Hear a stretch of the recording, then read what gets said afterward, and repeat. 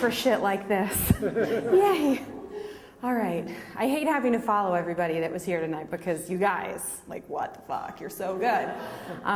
Okay, so as writers, a lot of times, you know, we're always asking each other, what are you working on? What are you working on? And so when people are asking me what I'm working on right now, I'm telling them that I'm working on this essay that I've been avoiding writing for, I can't tell you how long.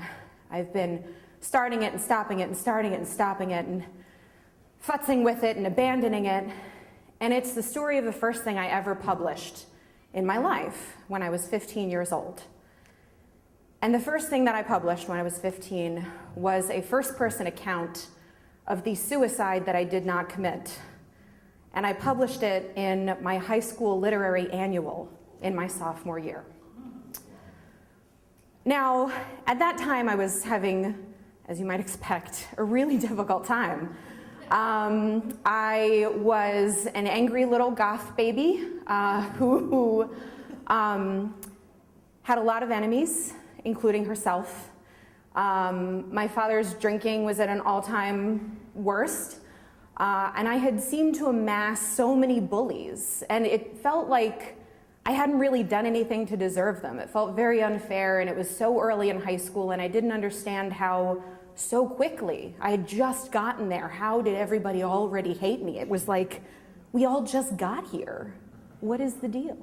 And so whenever things were bad, which at that point, you know, for the first 15 years felt like kind of all the time, whenever things were bad, I didn't really have people I could talk to. I didn't have a whole lot of people I could trust, and so I wrote.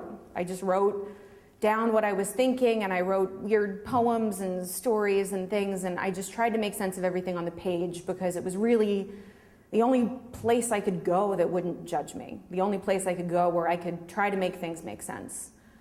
And so I'd been thinking about hurting myself. I'd been thinking about leaving, taking my leave early.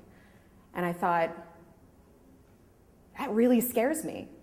You know, I thought about it all the time, but I don't know that I really wanted to do it. But I wanted to be gone so much. So I started to write about it. I started to write about that night, the night that I would kill myself. And I wrote about what I would be wearing and how I would do it.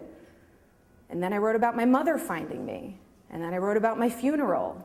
And then I wrote about floating up in the sky and staring down and realizing that I had made a huge mistake. And I didn't know what to do with this thing. I had no idea. And the only person at that point that I could trust, which I'm sure a lot of you bookworms can identify with, was my English teacher.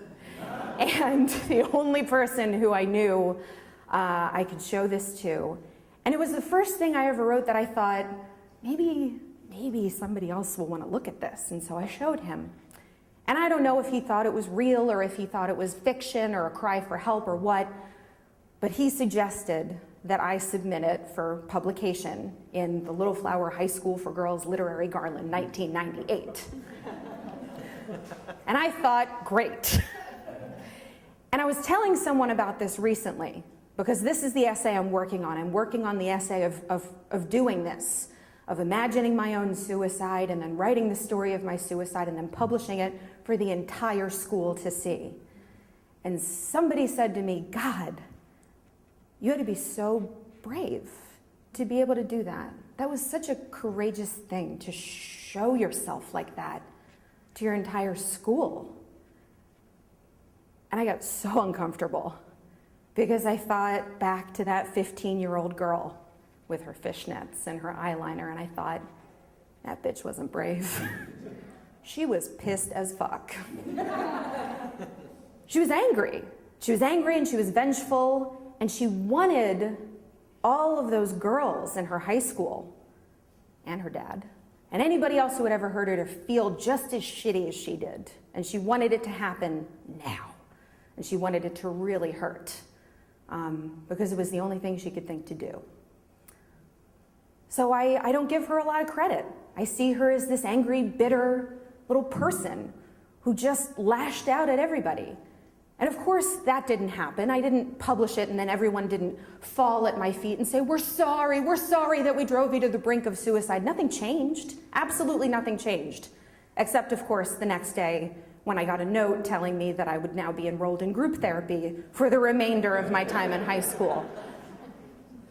But I think about, as I'm working through this essay and thinking about this and thinking about whether or not that girl was brave or angry, I think maybe brave looks different to different people, you know? And maybe courage starts out one way and turns into something else. And maybe what's courage to one person is just revenge to another. I don't really know the answer to whether or not she was a strong person or a weak person or an angry person, or maybe she was all of those things at once. But the one thing I do know is, after I published that first thing, I wanted to do it again and again and again, and it felt so good. So I can at least give her credit for getting me here. Thank you.